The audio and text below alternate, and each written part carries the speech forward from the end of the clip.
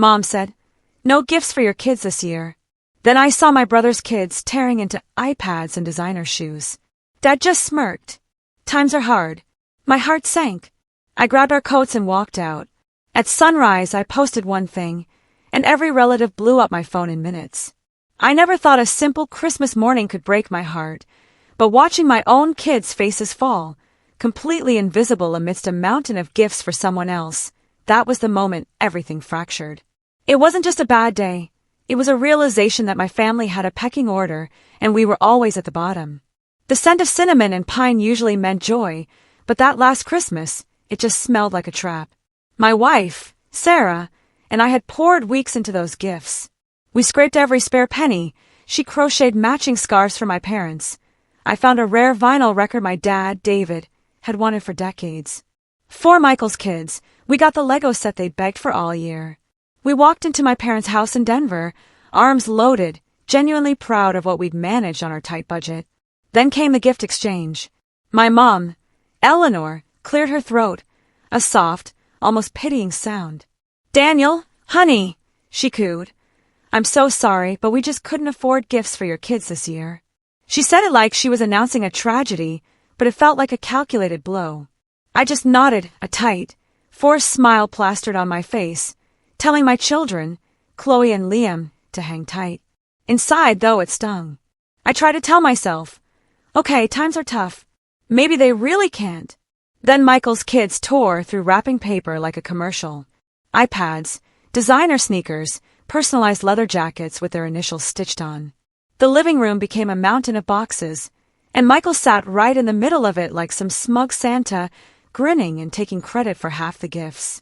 Even though I knew Mom and Dad had obviously pitched in for most of them, I just sat there, that weird frozen smile, my stomach twisting. Chloe, she's 7, and she tried to hide her disappointment, but she just looked at me with those big watery eyes, like she was asking what she'd done wrong. Liam just went quiet, his little hand still clutching the wrapped book we brought for Grandpa.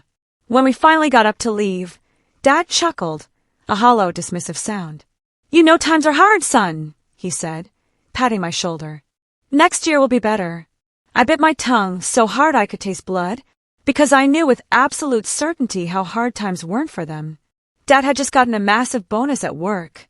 Mom was still posting pictures of her spa days every other week. And Michael, I'd just seen him bragging on Facebook about the custom grill on his brand new truck, the one Dad co-signed the loan for. That drive home was silent. Sarah didn't even turn on the radio. She just reached over and squeezed my hand once. The kids were asleep in the back, their little heads resting on each other. Something cold settled in my chest, heavier than anger. It was this hollow, numb feeling, like something inside me had finally clicked into place. I stayed up late scrolling through old family photos, wondering when I stopped being their priority. Was it because I chose trade school instead of college like Michael? Was it because I worked as a mechanic instead of an engineer? Or maybe it was just because I didn't make them look good at family parties. The next morning, my phone buzzed with texts in the family group chat. Pictures of Michael's kids, showing off their new toys. Mom gushing about how blessed she felt. Dad making jokes about Santa's little helpers. Not a single mention of my kids. Not one word. I stared at the screen for a long time, my thumb hovering. I could have let it go, swallowed it down like every other slight. But something inside me was done playing along. And that's when the idea sparked. A tiny flicker at first, but the longer I thought about it, the more it turned into a plan. The week after Christmas, we always had this casual family brunch at Mom and Dad's, which in my family means everyone gathers, complains about the weather, and pretends nothing awkward happened at Christmas. Normally I'd beg off, but Sarah gently suggested we go. "Maybe it'll clear the air," she said, though the look in her eyes told me she didn't believe it either. So we went. I pulled into their driveway, and there it was, Michael's brand new truck parked proudly out front. That custom grill, and those rims probably costing more than my entire car. He was outside, beer in hand, like he was waiting for an audience. "Check it out, little bro," he said, tapping the side mirror as I got out. Dad helped me upgrade the suspension, too. Rides like a dream. You should think about trading up. I just nodded, tight-lipped, trying not to think about how I was patching up my old hatchback just to keep it running. Inside, Mom was humming cheerfully, setting the table, acting like she hadn't just told my kids Santa skipped them this year. During brunch, the conversation, as always, circled back to Michael. His promotion, his truck, the fancy private school he was considering for his kids. Mom was practically glowing, asking questions, bragging like she was the one who'd gotten promoted. My wife very casually mentioned Liam had gotten an award at school for perfect attendance. Mom smiled politely, then immediately pivoted back to Michael's kids. That's nice, dear. Oh, Michael, did you tell everyone about Sophie's piano recital? It was like my kids were invisible. I caught Chloe tracing circles on the tablecloth, her face blank. Then came a part that still makes my jaw clench. Halfway through dessert, Mom stood up, clinking her glass for attention. Since we're all together, she said sweetly, we wanted to let everyone know we've decided to start a family fund. I frowned. A what? Dad beamed like he was announcing a charity drive. A family fund. Everyone chips in a little each month so we can help each other out when times are tough. Emergencies, kids' birthdays, vacations, keep things fair. My stomach dropped. Fair. I repeated slowly. Yes, Mom said, looking directly at me. We know you've been struggling a bit this year, Daniel, and we want to make sure we can all support each other. For a second, I almost felt touched, until Michael piped up. Yeah, and it'll help cover things like when the kids need new tablets for school or, when someone wants to throw a big birthday party. I blinked. Hold on. Were we talking about a slush fund for his kids' iPads? Mom's face went tight. Don't be dramatic. Everyone will benefit. Really? I shot back, my voice sharper than I intended. Because last week my kids didn't even get a pair of socks, but your grandkids got designer jackets. The room went quiet. Then Dad chuckled like I just told a joke he didn't quite get. We had to cut back this year, son. Cut back on what? I flared. Your vacation? Your truck upgrades. Michael raised his hands, a smug smirk playing on his lips. Hey, don't take it out on me just because I'm doing well. That was the moment I realized there wasn't going to be any clearing the air. They didn't see what they were doing. Or worse, they did, and they just didn't care. I dropped it for the kids' sake. But when we got home, I sat in the garage for half an hour just staring at the wall. Sarah eventually came out and sat next to me on the cold step. You okay? She asked softly. No, I admitted. But I think I know what I need to do. Over the next few weeks, the group chat blew up. Updates about Michael's life. Pictures of his kids at ski lessons. Mom asking everyone to chip in for Sophie's dance recital costume. A reminder about the family fund with a suggested contribution amount that was laughably high considering our budget. I didn't respond. One night, Mom called me directly. Daniel, honey, did you see the message about the family fund? We really need to get this rolling. Your brother already contributed. Of course he did, I muttered. Mom sighed. We just want everyone to have equal opportunities. You don't want your kids to feel left out, do you? I actually laughed. A short, humorless sound. They already are left out, Mom. You made sure of that at Christmas. She was quiet for a moment. Don't be cruel, Daniel. We love your kids. We're just trying to what? I cut in. Keep Michael on a pedestal? Make sure he never has to pay for anything himself. Her voice turned sharp. Watch your tone. We're doing what's best for the family. I hung up before I said something I truly regret. My hands were shaking. This wasn't just favoritism anymore. This was manipulation. They weren't just ignoring my kids. They were trying to make me bankroll Michael's life. A few days later, Dad sent me a message that made my blood boil. Hey son, just a reminder about the fund. We figured since Michael's kids have some big expenses coming up, you could double your first month's contribution. You don't want them to miss out, right? I stared at the screen, feeling that cold, hollow click again, just like on Christmas night. No, I wasn't going to be guilt-tripped into paying for their kids' iPads while mine were being ignored. And that's when the idea that had been smoldering in the back of my mind flared up again, bigger, sharper, more focused. I didn't just want to opt out. I wanted them to feel what we felt. A few weeks later, Mom texted, family dinner this Saturday. Everyone's coming. No explanation, just an expectation. Part of me wanted to stay home, but Sarah convinced me. If you skip, she said gently. They'll just say you're being dramatic. So we went. The house was buzzing when we got there. The table was set like a holiday feast, way fancier than usual. Candles, real china, the works. I was confused until I walked into the living room and saw a massive stack of wrapped boxes against the wall. What's all this? I asked slowly. Mom beamed. Oh, we wanted to do a little something special for the grandkids. Make up for Christmas. A cautious spark of hope flickered inside me. Maybe, just maybe, they had actually listened. Maybe this was their way of apologizing for leaving my kids out. Then I watched Michael's kids come barreling into the room, screaming with excitement. Is it time? Can we open them now? Mom clapped her hands. Go ahead. Paper flew everywhere. Shiny new headphones. Name-brand clothes. A freaking Nintendo Switch. I glanced at my kids.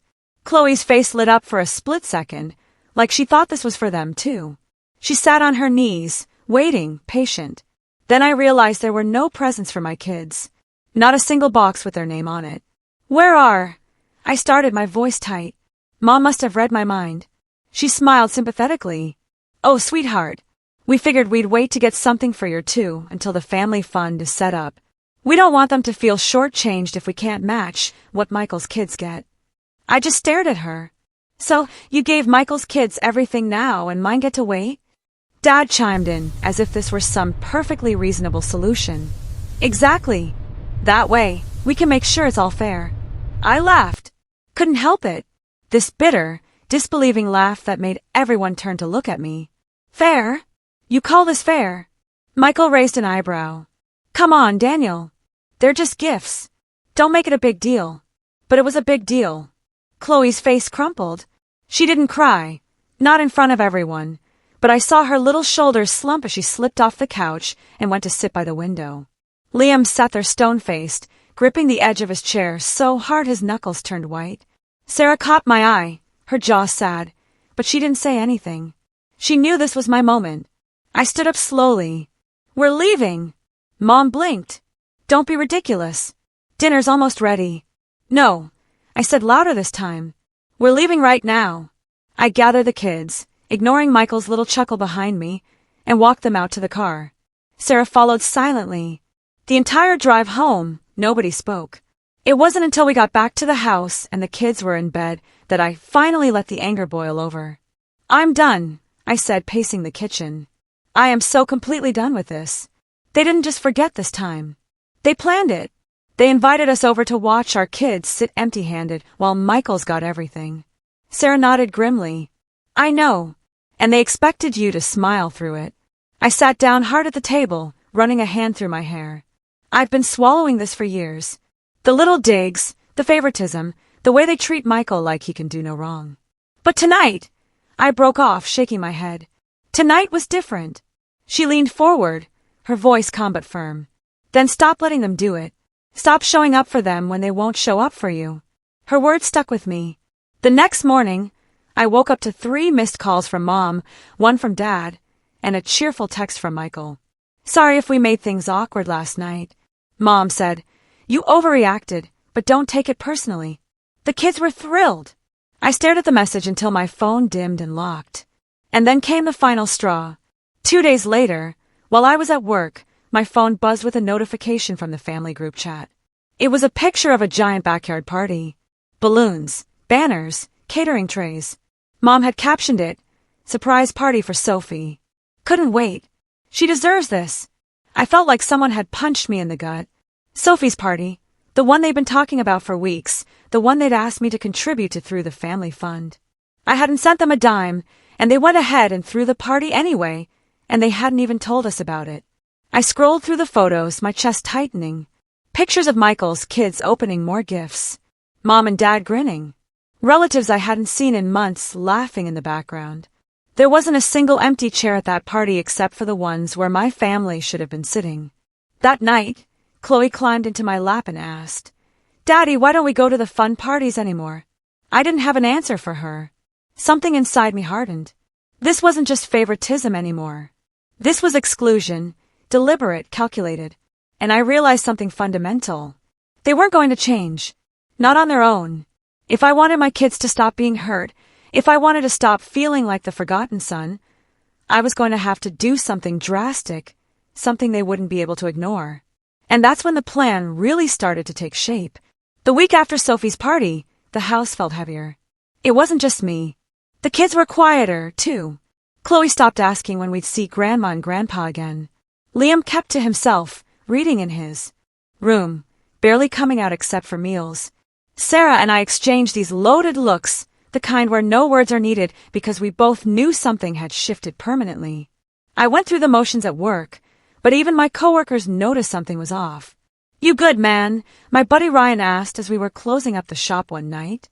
I just shrugged, muttered something about family stuff, and left before he could press further. The worst part was the group chat. Every single day, without fail, a new message popped up. Photos from Michael's housewarming. Clips of the kids playing with their new Switch. Mom asking everyone for input on the family vacation they were planning for spring. A vacation I clearly wasn't invited to. At least not yet. Finally, I muted the chat. I didn't leave.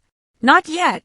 But I couldn't stomach another cheery update while my kids sat at home wondering why they weren't included. One night, I sat in the garage again, staring at the tools hanging on the wall, the faint smell of oil and grease grounding me. Sarah came out and leaned against the door frame. "You can't keep doing this to yourself," she said softly. I know, my voice sounded flat, but if I stop showing up completely, it's just going to give them more ammo. See, Daniel's being difficult again. Daniel doesn't want to be part of the family. She walked over, sat next to me, and put a hand on my knee. "You don't owe them your peace of mind, just to avoid their gossip." Her words hit me like a hammer. I realized I had been performing, showing up, smiling through gritted teeth, pretending everything was fine, just so I wouldn't be labeled a problem. And for what? It didn't stop them from excluding my kids. It didn't stop them from asking for money. It didn't stop them from throwing a party behind our backs and posting about it like it was some big win. Something had to change. So I started small. I stopped volunteering to host. I stopped rearranging my work schedule to make their events. I started putting my kids' activities first, even if it meant missing a Sunday dinner. First, Mom noticed. She called me one evening, her voice sharp. "Daniel, we didn't see you at brunch today. Is everything okay?" "Yeah," I said evenly. "Liam had a science fair project due. We stayed home to finish it." She scoffed. "Well, you could have come after." "We didn't want to," I said, cutting her off. There was a pause on the other end, then a chillingly quiet, "I see." After that, I heard from her less and less. But pulling away didn't magically make the hurt go away. If anything, it made it worse because now I had the space to actually feel it. One night, after the kids were asleep, I sat at the kitchen table scrolling through old photos on my phone. There was one from 3 years ago, my dad holding Liam at his 5th birthday party. Both of them grinning, frosting smeared on Liam's cheeks. Back then, we were all still close. Back then, I still believed that my parents loved my kids the same as Michael's. I put the phone down and just sat there, staring at nothing. I realized I was mourning something that wasn't dead yet, but maybe it needed to be. That was the lowest point. The breaking point came a week later. It was a rainy Saturday morning when Dad called. I almost didn't answer, but something told me to pick up. "Hey, son," he said casually, like nothing had happened. "Listen, Michael's truck payment came due a little earlier than he expected this month. We were thinking this would be a good chance for the family fund to kick in." I went very still. "There's no family fund, Dad. At least not one I've agreed to." He sighed like I was being difficult. "Daniel, don't make this harder than it needs to be. It's just one payment. You can afford it." I actually laughed. "You're asking me, the guy whose kids got nothing for Christmas, to pay for Michael's truck? You know he's got a lot on his plate right now," Dad said irritably. "He can't do it all himself." My hand tightened on the phone. "Neither can I. But you don't seem to care about that." "Watch your tone," he snapped. I hung up without saying goodbye. I sat there in silence for a long time after that call, my heart pounding. That was when something inside me clicked for the last time. This wasn't about peace anymore. This wasn't about trying to keep the family together. This was about respect, and I wasn't going to get any until I stopped asking for it and started taking it. That night, while the kids were watching a movie, I opened my laptop and started going through my files. Bank statements, tax returns, property records. I wasn't sure exactly what I was looking for yet, but I knew I needed to get my ducks in a row because when I finally made my move, I wanted it to be impossible for them to ignore. Once I made the decision to stop begging for respect, it was like someone flipped a switch. I woke up the next morning with this strange clarity, like I'd finally put down a weight I'd been carrying for years. The first thing I did was take a hard look at our finances. I stayed up late that night with my laptop going through everything line by line. For the first time, I wasn't just trying to survive. I was thinking strategically. If my family was going to keep treating us like second-class citizens, then I was going to make sure we were strong enough to never need them again. I cut out anything that wasn't essential. Old subscriptions, impulse purchases, gone. I called up Ryan, who'd been asking me to help him on the side with car restorations, and I said yes. Weekends that used to be spent at family events were now spent in the shop, hands deep in engine grease. But for the first time, I didn't mind. Every extra dollar we made went straight into savings. Sarah noticed the change first. "You seem lighter," she said one night as we sat on the couch. "I am," I admitted. It's like I finally stopped playing their game. The side work started paying off faster than I expected. Within a few months, we'd saved enough to pay off the last bit of debt we'd been carrying since Chloe was born. For the first time in years, we had breathing room. And that breathing room gave me ideas. One of the guys I worked with mentioned that a small commercial garage across town was looking for a new owner. It wasn't fancy, but it had good bones. 3 bays, a waiting area, and a loyal customer base. The owner was retiring and wanted to sell it cheap. At first, I hesitated. Buying a business felt huge risky. But Sarah was the one who pushed me. "You've been running half the shop for years," she said. "Why not run your own?" So we did. I scraped together every bit of savings we had, got a small loan, and signed the papers. Just like that, we were business owners. The first few months were hard. Long days, longer nights, but it was ours. I poured everything into that shop. New tools, fresh paint on the walls, a logo that Chloe helped design. Liam even set up a little corner with free coffee and coloring books for customers' kids. Word spread quickly. People liked that we were local, family-run, and honest. Within 6 months, business was booming. I hired 2 extra guys to help with the workload and even managed to give myself a modest salary bump. And with every passing week, I felt myself standing a little taller. It wasn't just about the money, though that definitely helped. It was about control. For the first time, I wasn't dependent on anyone else's schedule, anyone else's approval. Meanwhile, my parents were still sending the occasional text about family updates. But I noticed the tone had shifted. There was less bragging, more fishing.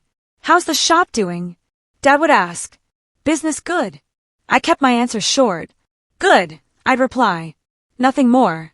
The less I gave them, the more curious they seemed to get. Then came the moment that made me realize just how much things had changed. One Friday night, we were closing up the shop when a customer came in last minute with a car that needed urgent repairs.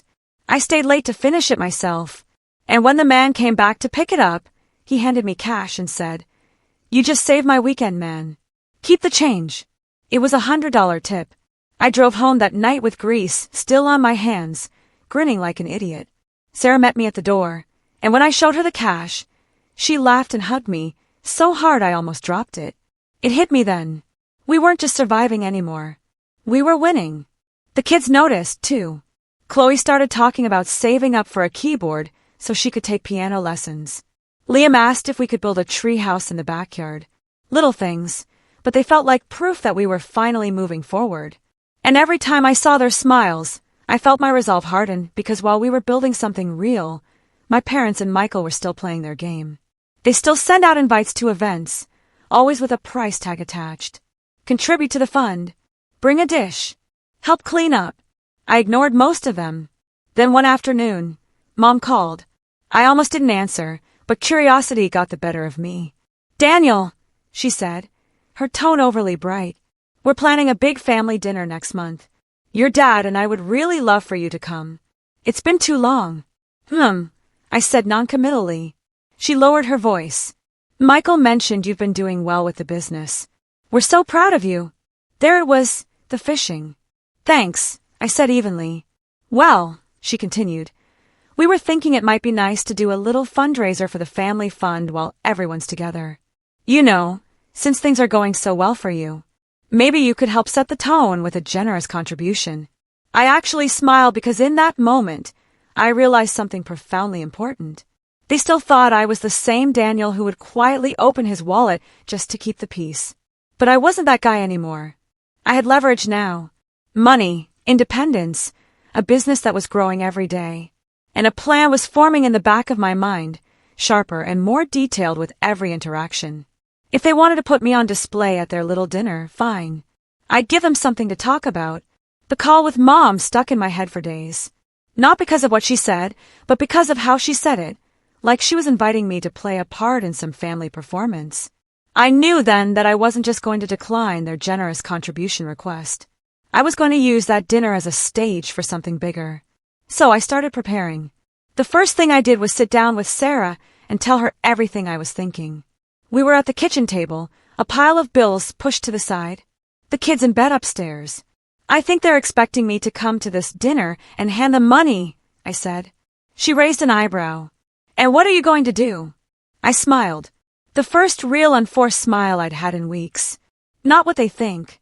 She leaned back, crossing her arms. Okay, tell me. So I did. I told her how I'd been keeping receipts, literal and metaphorical, of everything they'd done. How I'd saved screenshots of texts, copied messages from the family chat, even kept the voicemail from Dad asking me to cover Michael's truck payment. She nodded slowly. And what are you going to do with all of it?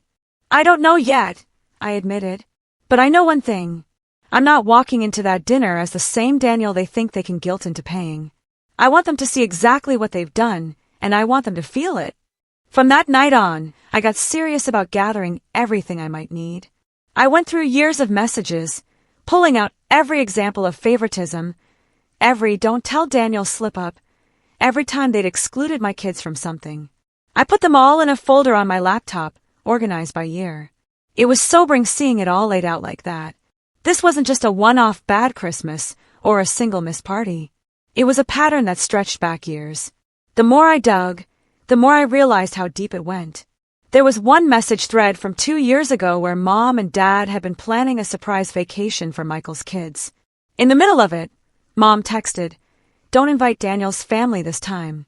He'll just complain about the cost." I stared at that one for a long time, feeling my jaw tighten. They hadn't just accidentally left us out. They had deliberately chosen to. That was when my plan shifted from quiet distancing to something far more deliberate. If they wanted to make this dinner into a stage, I was going to turn it into a stage too. But for the truth, at the same time, the shop kept growing. Word of mouth was spreading like wildfire. And one afternoon, a customer came in who changed everything. His name was Mr. Henderson, an older guy with a classic car that needed serious work. We got to talking while I worked on it, and it turned out he owned 3 commercial properties around town, including the strip where my shop was located. "You're the new owner, aren't you?" he said with a smile. "Yeah," I said, wiping my hands. "Been here about 6 months." He nodded approvingly. "You're doing good work. You ever think about expanding?" I blinked. Honestly, every day, but I figure that's a few years off. He chuckled. "Well, keep doing what you're doing. When the unit next to you opens up, I'll give you first crack at it. Better to have a good tenant expand than gamble on someone new." I thanked him, but inside I was buzzing. Expansion, more space, more bays, more income. And just like that, I had another card to play. Because if there was one thing I knew about my family, it was that they cared about appearances. And showing up to that dinner as the successful business owner who was already talking about expansion, that was going to hit differently. In the meantime, I made sure every part of my life was tight. Finances in order, business records spotless, personal savings at an all-time high. If they were going to try to paint me as the struggling son who needed their guidance, they weren't going to have a leg to stand on. Then, about a week before the dinner, I got a message from Michael. "Hey man, just a heads up. Mom's planning to make a big announcement at the dinner. She wants everyone there. Don't bail this time." I stared at that message for a long time, my mind already racing. A big announcement. I had a sinking feeling I knew what it was. Probably something about the family fund. Maybe even putting me on the spot in front of everyone. Perfect, I replied with a simple, "We'll be there." But inside, something had settled into place. This was it. Everything I'd been feeling, all the frustration, all the anger, all the hurt, it was going to come to a head at that dinner. And for the first time, I wasn't dreading it. I was looking forward to it. I spent the next few days polishing up my evidence, printing out a few key messages, compiling screenshots into a neat little timeline. I set it face down on the counter and left it there. I didn't know exactly how I'd use them yet, but I knew I wanted to have them ready. I also made a few quiet calls, one to my accountant, one to a friend who did marketing work, and one to Ryan from the shop. They didn't know all the details, but they knew enough to help me make sure everything about my business looked as professional as possible. By the time the night of the dinner rolled around, I felt something I hadn't felt in years, walking into my parents' house: confidence. No more quiet smiles, no more forced laughs. This time, I was going in on my terms. And when I saw Michael's smug grin from across the room and heard Mom call out, "There's my boy. We're so glad you made it," I just smiled back because they had no idea what was coming. The night of the dinner, we got to my parents' house right on time, which was a first. Usually, we'd be the ones rushing in last minute, apologizing, trying to squeeze in between conversations that had already started without us. Not tonight. Tonight, I walked in tall, holding the door open for Sarah and the kids. Chloe clutched the drawing she'd made for Grandma. Liam carried the loaf of fresh bread we'd brought from a local bakery. The first thing I noticed was how crowded the house was. Everyone was there. Grandparents, cousins, aunts, uncles. Michael stood near the kitchen with a beer in hand, grinning like he'd been waiting for me. "Daniel," Mom said brightly, coming forward to hug me. "So glad you could make it. And you brought bread? Perfect. Wouldn't miss it," I said, my voice calm and steady. Dinner was loud as usual, but this time I didn't shrink into the background. I asked my cousins about their jobs, laughed at my uncle's jokes, even told a few of my own. For once, I felt in control. But the real moment came after dessert. Mom clinked her glass, standing at the head of the table. "Everyone, if I could have your attention," she said with a smile. "We wanted to share something exciting with you tonight." I felt every eye turn toward her, and I knew this was it, the moment she'd been building toward. "As you all know, we've been talking about setting up a family fund," she continued. "And we think now is the perfect time to make it official. It's a way for us to support each other, to make sure the kids never go without, and to keep this family strong for generations to come." There were murmurs of approval around the table. Michael stood up beside her, clapping his hands together. "And we're asking everyone to contribute. Whatever you can, of course. But we thought it might be nice if Daniel could kick things off. Set the tone for the rest of us." All eyes turned to me. In the past, I would have felt my stomach drop. I would have fumbled for my wallet, thrown in more than we could afford, and sat there red-faced while everyone clapped politely. Not tonight. "I'd be happy to kick things off," I said, pulling out the folder I'd brought with me. I placed it on the table in front of me and opened it slowly, letting the room quiet down. But before we do that, I think it's important that we're all on the same page about what family support really means. There was a pause. "What do you mean?" Mom asked, her smile faltering slightly. I took out the first page, a printout of the text from 2 years ago, the one where she told Dad not to invite us on the vacation because I complained about the cost. I read it out loud. The room went still. Then I took out another, the screenshot of the message asking me to double my family fund contribution because Michael's kids had some big expenses coming up. And another, the photo of Sophie's surprise party that we hadn't been invited to. And another, Dad's voicemail asking me to cover Michael's truck payment. Each one I laid carefully on the table, my voice calm, and even as I explained exactly what it was and how it had made me and my kids feel. I didn't yell. I didn't cry. I just told the truth. By the time I was done, the table was silent. Michael's smirk had vanished. Mom looked like she'd been slapped. Dad's jaw was tight, his face red. "So," I said finally, leaning back in my chair, "before we talk about contributions, I want to make sure everyone understands why we won't be participating." I let the words hang there. "We've been excluded from birthdays, vacations, even Christmas," I continued. "And every time we smiled and said nothing because we didn't want to rock the boat. But that stops tonight. I'm done teaching my kids that being quiet is the same as being respected. I saw Sarah's hand slide into mine under the table. A small squeeze of solidarity. You want to build a family fund? I said, looking straight at my parents. Great, but you're going to have to do it without us. We're not interested in paying for other people's parties while our kids sit at home wondering why they weren't invited. For a long moment, nobody said anything. Then Michael scoffed. Wow, Daniel. Really dramatic. You could have just said no. I turned to look at him, still calm. I did say no repeatedly. You just didn't like hearing it. His face went red. But before he could say anything else, I reached into my folder one last time and pulled out a single sheet of paper. The business card my accountant had made me, listing me as owner and operator of my shop, with a little note about our upcoming expansion. I don't need your money, I said, placing it gently on the table. I don't need your fund. I don't need anything from you except distance. And then I stood up. We're leaving, I said quietly. I didn't slam the chair back. I didn't storm out. I just gathered my kids, who were watching wide-eyed but strangely calm, and walked them to the door. But before I left, I turned back one last time. You wanted me to set the tone tonight, I said. Consider it set. And with that, I walked out, leaving the table, the papers, and the stunned silence behind me. The drive home was silent at first, but not the heavy kind of silence we've been carrying for months. This was lighter, almost peaceful. Chloe broke it first. Daddy, she asked softly from the back seat. Yeah, kiddo. She smiled a little. You didn't yell. I glanced at her in the rearview mirror. Nope, I said. Didn't need to. Liam nodded, solemn as always. You told the truth. That hit me harder than I expected because he was right, and that was exactly what I'd wanted them to see. When we got home, my phone was already buzzing. 10 missed calls, 3 voicemails, and more texts than I could count. Mom's voice, typewritten. I can't believe you embarrassed us like that last night. I didn't embarrass you, I said calmly. I just told the truth. You didn't have to do it in front of everyone, she snapped. Yes, I said quietly. I did.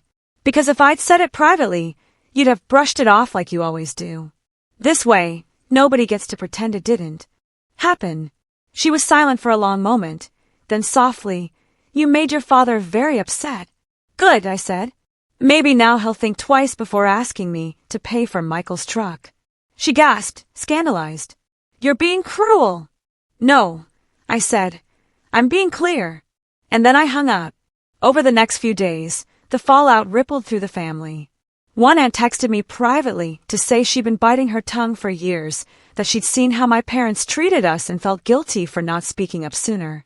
A cousin called and apologized for never inviting my kids to their pool parties, saying she'd just gone along with whatever Grandma planned. Even my grandparents, who rarely got involved, sent a card in the mail that simply read, We're proud of you for standing up for your family. But the loudest reaction, of course, came from Michael. He called 3 nights after the dinner, his voice tight with anger. You think you're some kind of hero, he sneered. You just made everything worse. Mom hasn't stopped crying since Saturday. Maybe she should think about why she's crying, I said evenly. This family was fine until you decided to make it about you, he shot back. I almost laughed.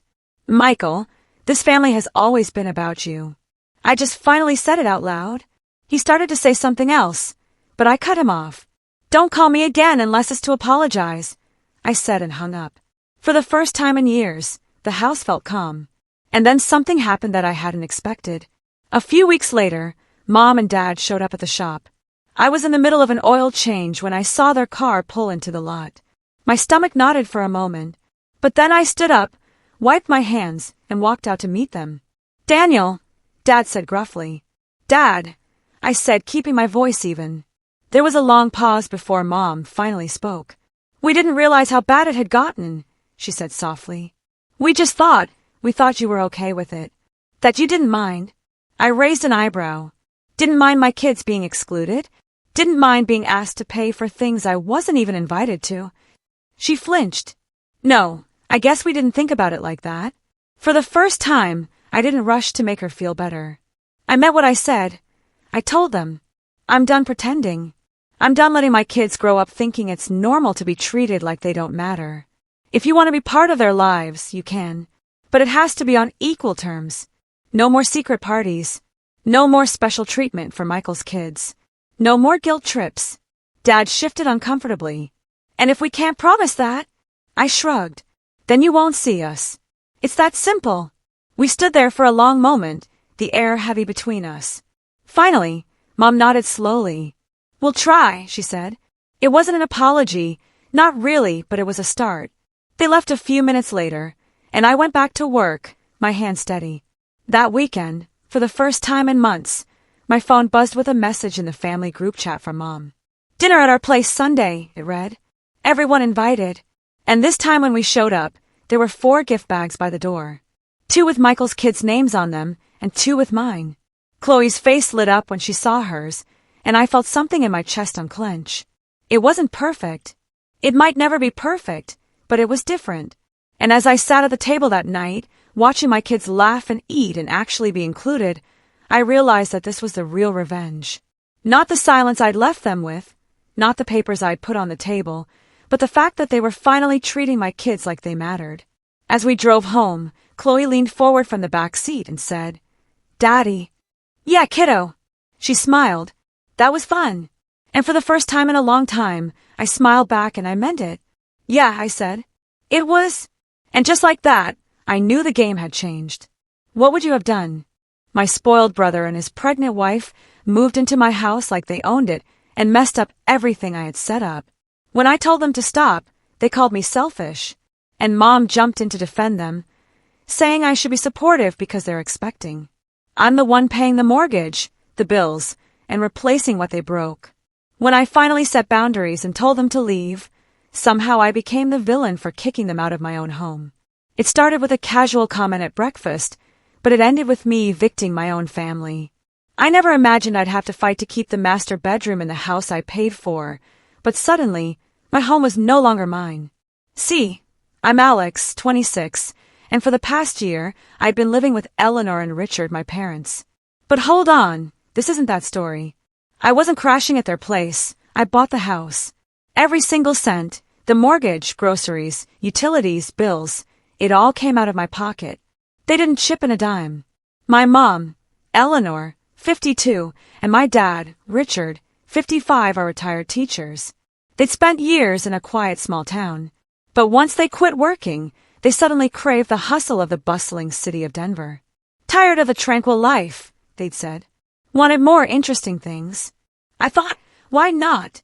I'm a software engineer, making good money, and Denver offered better career growth for me anyway.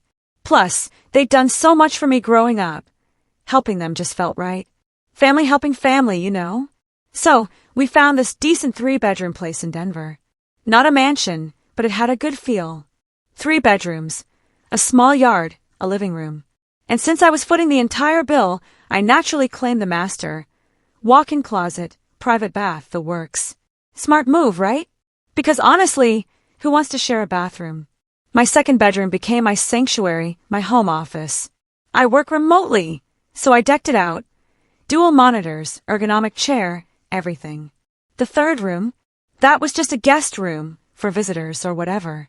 It seemed like a pretty solid setup. For a while, things were actually fine. My parents were thrilled with city life, and we settled into a comfortable routine. They'd garden, watch TV, do whatever retirees do while I worked, pay the bills, and even clean the house. I genuinely didn't mind covering everything. I make good money, 6 figures, and they only have their pensions. And besides, it's family, right? You don't charge family rent, or so I thought. Then came the tipping point. And trust me, it hit harder and faster than I ever expected. One morning at breakfast, Eleanor just casually dropped a bombshell like it was no big deal. She says, "Oh, you know, your brother Michael and Chloe are thinking about moving to Denver. Things aren't great for them back home. And with Chloe pregnant, they could really use some help." My first thought was, okay, maybe they'll find their own apartment. Michael, 28, and Chloe, 26, have always kind of drifted from one tricky situation to the next, not exactly thriving, you know. And Chloe's pregnancy just made everything more complicated. I figured they'd sort themselves out. But clearly, Eleanor had a completely different idea. A few days later, She sat me down with this innocent, almost sweet tone. She said, "We've invited Michael and Chloe to come stay with us just for a little while until they get back on their feet." This was it. The red flag I should have seen waving furiously in my face, but I just nodded. Okay, whatever. They'll stay for a bit, then get their own place. What I didn't realize was that this was just the prologue to absolute chaos. My parents didn't ask if I was okay with it. They simply told me after the invitation was already extended. I was still reeling when Michael and Chloe showed up a week later, luggage piled high, looking like they were moving in for the next decade. And instantly it was clear. This wasn't for a little while. This was indefinite. The stress started to knot in my stomach almost immediately. I paid for everything. Groceries, utilities, the mortgage. And now 2 more mouths to feed, 2 more adults to support. Nobody even bothered to ask if I was okay with it. They just took over like it was their birthright. Look, I love my brother Michael. He's family, but let's be real, Michael isn't exactly Mr. Responsible. He's the kind of guy who always stumbles into trouble, then expects everyone else to bail him out. And Chloe, she's polite enough, but she had this air of entitlement, like her pregnancy instantly granted her special privileges, a VIP pass to everyone's unwavering attention and resources. This is when things started to really get twisted.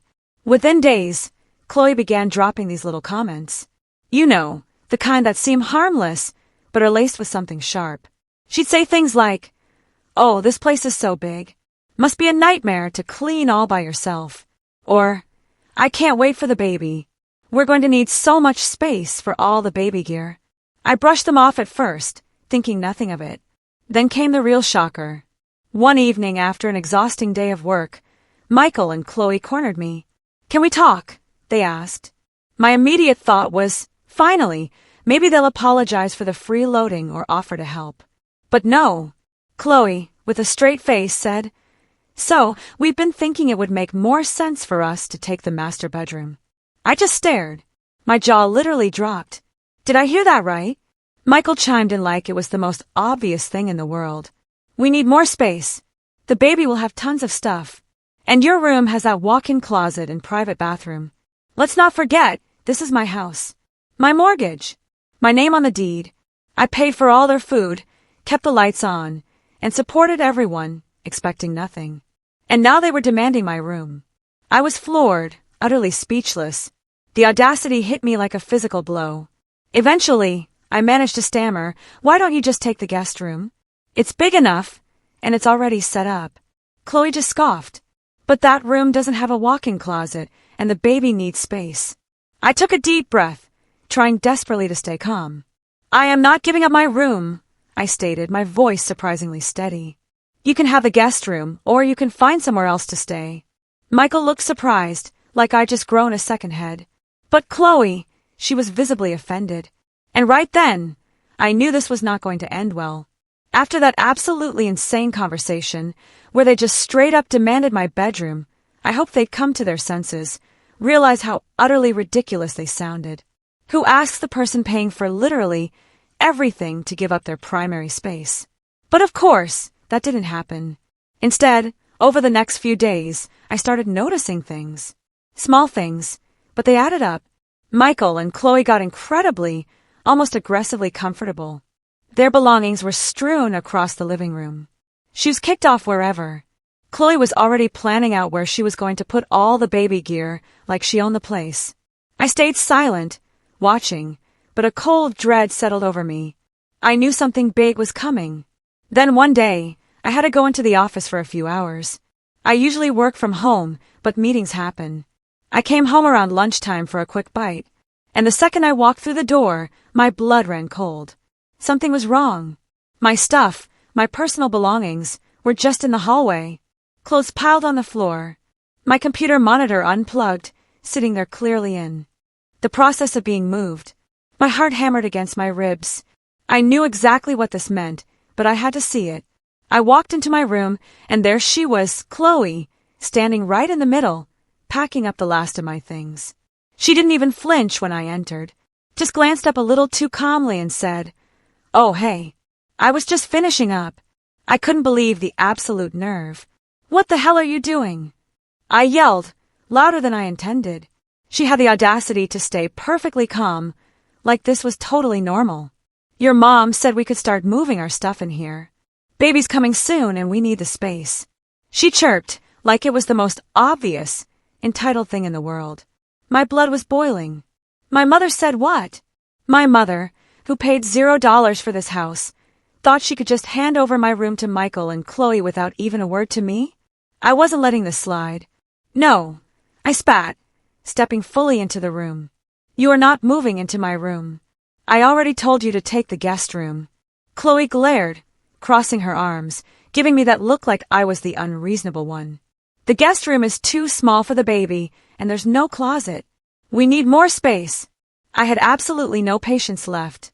I don't care, I snapped. You are not taking my room. I pay the mortgage. I pay for everything in this house. You and Michael contribute nothing. If you need more space, go find your own place. I was beyond furious. Chloe was clearly fuming, too, but honestly, I couldn't care less. She wouldn't back down. Your mom said it was fine, she insisted, as if that was the ultimate mic drop. That's when I completely lost it. I stormed out of the room, snatched my phone and called my mom, who wasn't even home. She answered, and I didn't even wait for a hello.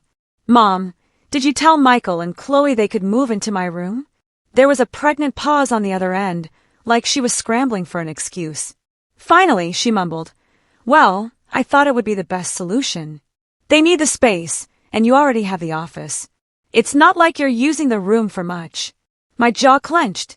Are you serious right now? I exploded. I pay the mortgage. I pay for all the groceries, all the bills, and you think it's okay for Michael and Chloe to just take over my room? My mom tried to smooth things over. It's not a big deal. We're family. But I was done listening. I am not giving them my room, I declared. And if they don't move their stuff out, they're going to need to find somewhere else to stay. Chloe must have heard me, because she stormed out of the room and raged. You're seriously going to throw us out with a baby on the way? That's when Michael walked in. He clearly heard the commotion because he looked furious. What's going on? He demanded. I laid it out for him straight. What's going on is your wife thinks she can just take over my room without even asking. And I'm telling both of you right now, it's not happening. You can either stay in the guest room or you can leave. Michael was not happy. He got all protective, spouting off about family and how I should be making sacrifices for them. But I was beyond reasoning. Sacrifices? I yelled. I'm already paying for this entire house. What are you guys contributing? Huh? Nothing. And now you think you can just waltz in and take over. The shouting match was loud. Neither of us was backing down. My mom tried calling again, but I ignored her. I was too angry to listen to her excuses. Michael just kept harping on about me not being fair, about the baby, about families sticking together. But I'd had enough. I turned to both of them, my voice cutting through his. You have until the end of the day to move your belongings out of my room. If you don't, I'll do it for you. Chloe stomped out, slamming the door. And Michael just stood there, staring at me like I was the devil himself. But I didn't care. I wasn't going to let them walk all over me in my own home. Not when I was the one paying for every single thing. I retreated to my office, trying to cool down. I couldn't deal with either of them right then. I knew another argument would just explode. But deep down, I knew this was far from over. They weren't going to just accept it. And I fully expected Eleanor to try and intervene again. But I wasn't backing down. Not this time. No way. After that explosive fight, I really hoped Michael and Chloe would finally back down. I'd made it crystal clear. My room was off limits, guest room or out. Seemed simple enough to me. But of course, nothing was simple. The next day, I kept to myself, still seething. I'd buried myself in work, trying to pretend everything was normal. But by dinner, the tension was a physical thing. Everyone was tiptoeing around the house, avoiding eye contact. I actually didn't mind the silence. If it meant Michael and Chloe would just stick to the guest room, I could live with it. But then, something inside me just snapped. I walked into the kitchen for dinner, just like any other night. I'd bought all the groceries, as always, but when I opened the fridge, it was practically bare. My food. Food I just bought 2 days ago. Gone. The freezer? Same story. I knew Eleanor and Richard didn't eat like that, and it certainly wasn't me. It had to be Michael and Chloe. They just helped themselves, probably without a second thought. I was already fuming, but I tried to let it go. Whatever, I thought, I'll just buy more tomorrow. But it wasn't just the food. I went to sit at the table, and Eleanor walked in. She wouldn't even look at me.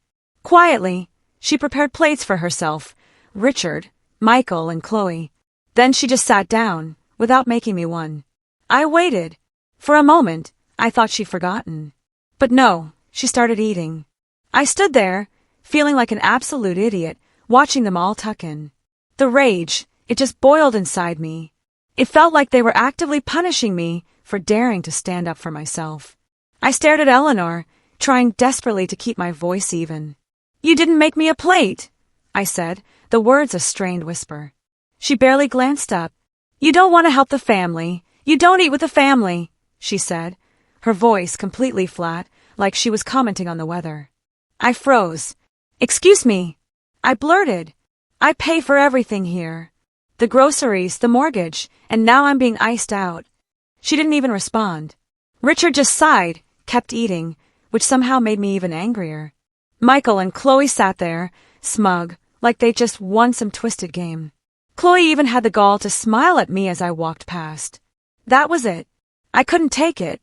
Not one more second. I wasn't going to be treated like an unwelcome stranger in the house I paid for. I slammed the fridge door shut, the sound echoing through the suddenly silent kitchen, and stormed out, my mind a whirlwind. With chilling clarity, I knew exactly what I had to do. I ran to my room, grabbed my laptop, and started frantically searching for eviction notices. If they weren't going to respect me, then they could find somewhere else to disrespect. Enough was enough. I wasn't running a free hotel service. Within an hour, I had the documents. 2 sets, one for Michael and Chloe, and with a heavy heart, one for my parents. It felt surreal, kicking out my own family. But they had pushed me past every single limit. They disrespected me for weeks, acted like they owned the place, and then had the audacity to freeze me out when I refused their ludicrous demands. No more. I was done. Notices printed. I walked into the living room where they were all sitting, acting like nothing had happened. Chloe, predictably, started up again. "I'm pregnant, and you're kicking us out. What kind of brother are you?" My anger flared. "I'm the brother who's been paying for everything while you two take advantage of me." I practically roared. 24 hours. That's more than generous. Michael looked like he wanted to argue, but I saw it in his eyes, the dawning realization. I wasn't bluffing. Eleanor, who'd been silent until then, finally spoke up, her voice pleading. "You can't do this, honey. They're your brother and sister-in-law. This is family." But I was numb to it. "I already did," I said, pointing to the eviction notice now clutched in her hands. "And you too. You have 30 days to find somewhere else. If you're not gone by then, I'll be taking legal action." The room went absolutely silent. Richard just stared at the table, a defeated slump to his shoulders. Eleanor looked like she was about to burst into tears, but I held firm. This wasn't about being nice anymore. This was about standing up for myself, for my home, and not letting anyone walk all over me ever again. After what felt like an eternity, I turned and walked back to my room, leaving them to grapple with what I just said. I locked the door, sank into my chair, and took the deepest breath I'd taken in weeks. I had just done something I never, ever thought I'd do, evicted my own family. But you know what? It felt liberating. It felt right. I was never going to be taken advantage of again. The house was utterly silent the rest of the night. Not a knock on my door, not another argument. I think they finally understood. I wasn't playing around. If they couldn't respect me, they didn't deserve to live under my roof. That night, I slept better than I had in months. The next 24 hours would decide everything. The following morning, after all the chaos, I woke up and just stared at my ceiling. This was the day Michael and Chloe's 24 hours were almost up. It was strange, though. The anger had faded, replaced by a quiet resolve. I'd accepted what had to happen. Now I just had to see it through. When I finally got up and went to the kitchen, the house felt different. Not tense, exactly, but hushed, like the calm before a storm. No one was there. So I made myself some breakfast, scraping together what I could find after Michael and Chloe's fridge raid. As I ate, my mind wandered. It's wild how fast things fall apart. Eleanor and I were fine. I was working, paying living. Then Michael and Chloe showed up, and everything just shattered. It's insane how entitlement can twist people. A few hours later, Richard shuffled in. He quietly made coffee and sat across from me. He didn't speak for a while, just sipped and looked out the window. Finally, he broke the silence. Michael and Chloe are leaving today. I didn't respond immediately. I wasn't sure if it was their decision or just a statement of the deadline. Okay, I said, nodding, and kept eating. They don't have anywhere to go, he continued, softer now. They're going to stay at a motel for a while until they figure things out. I paused, my fork halfway to my mouth, and looked at him. A tiny part of me felt a pang of guilt, but the much bigger part knew this was absolutely necessary. I've been too nice, too polite for too long. If I didn't stand my ground now, they'd never stop taking advantage. I gave them time, I explained, my voice firm. I didn't want it to come to this, but they left me no choice. He didn't argue, didn't try to guilt-trip me. He just nodded, took another sip of coffee. I think he finally understood. There was no going back. Around lunchtime, the sounds of them packing began. I stayed in my room, not wanting another confrontation or any more passive-aggressive jabs. But then Michael's voice got louder down the hall, and I knew the final act was about to begin. A few minutes later, a sharp knock. Michael! I opened the door. He stood there, that familiar, angry scowl plastered on his face. You're really going to let this happen? He demanded, his voice tight. You're just going to kick us out like this? I leaned against the door frame, arms crossed. I gave you 24 hours. I told you what would happen. He shook his head, jaw clenched. We're family, man. You don't do this to your family. I took a slow, deep breath, forcing myself to remain calm. Families don't take advantage of each other, Michael. I'm not kicking you out without a reason. You've been freeloading here for weeks, contributing nothing. I've paid for everything, the mortgage, the food, and instead of being grateful, you try to seize my room, to push me out of my own home. I am not going to let that happen. Michael was silent for a few seconds. I could see the anger warring with a reluctant understanding in his eyes. He knew I was right, but he hated it. So that's it, huh? He finally managed. You're just throwing us out. I'm giving you the same option I gave you yesterday, I replied, my voice steady. You can find a way to live somewhere else, or you can stay in the guest room and actually respect me and my space. But if you can't do that, then yeah, you're leaving. Michael glowered, then spun on his heel and walked away without another word. I closed the door, exhaling a massive sigh. Exhausting, but done. By mid-afternoon, Michael and Chloe were gone. I didn't watch them leave. Didn't want to. No emotional goodbyes. They just loaded their stuff, got in their car, and drove off. Silence. The house felt lighter after they left. Quieter. The suffocating tension was gone. My parents didn't say much to me that day. I think they were still processing. Eleanor looked upset, but she didn't utter a word of blame. Maybe, just maybe, she finally understood I wasn't the bad guy here. Michael and Chloe had pushed too far, and this was the inevitable consequence. That evening, Eleanor knocked on my door. She came in, sat on the edge of my bed, and just stared at the floor, searching for the right words. They're gone, she said softly. I just nodded. I never thought it would get to this point, she admitted, her voice fragile. I didn't realize how much pressure we were putting on you. I looked at her. My frustration for a moment eased.